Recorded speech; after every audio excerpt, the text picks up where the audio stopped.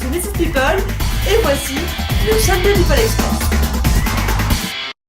Is there anything else before me involving Mr. Bieber?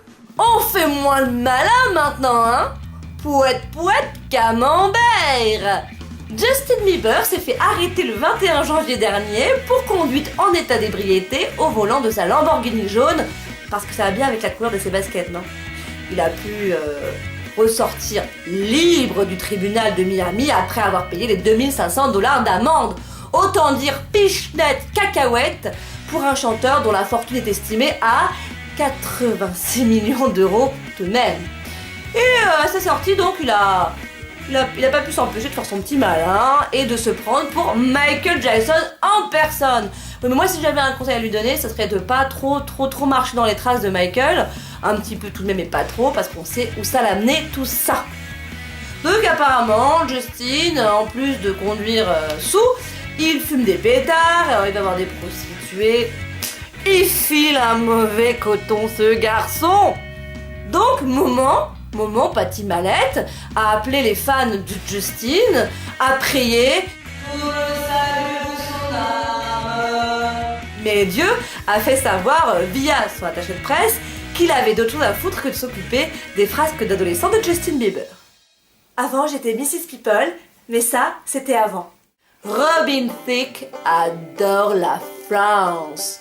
Et surtout les petites Françaises. Il était de passage dans la capitale pour donner un show au Club 79 et on a vu le chanteur flirtant avec une jeune femme qui n'était pas la sienne. Le cochon. Hein, l'infidélité, ça touche un petit peu tout le monde finalement. Chanteur, acteur, président. D'après une récente étude, 50% des hommes admettent avoir déjà été infidèles et contre 33% des femmes. Finalement, c'est assez banal, hein. Bon, si Robin a tout de même envie de se racheter une conduite, il peut faire comme le mari de Tori Spelling, Dean McDermott, qui après tous ses écarts de conduite a décidé d'aller en cure de désintoxication. Le rapport, je vois pas trop, mais finalement ça lui permet de se faire oublier un petit moment. C'est pas si bête. La phrase de la semaine est de Katy Perry, qui raconte une drôle d'anecdote sur sa poitrine volumineuse.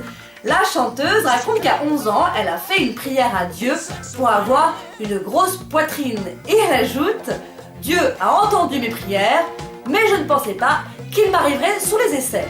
Le cuicui de la semaine, c'est évidemment le post publié le 25 janvier dernier par Valérie Trierweiler après l'annonce de sa rupture avec François Hollande.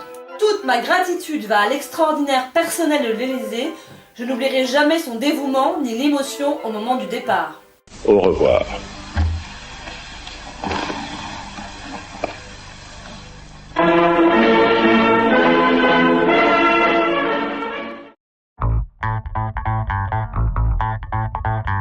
Ooh, you're a holiday, such a holiday.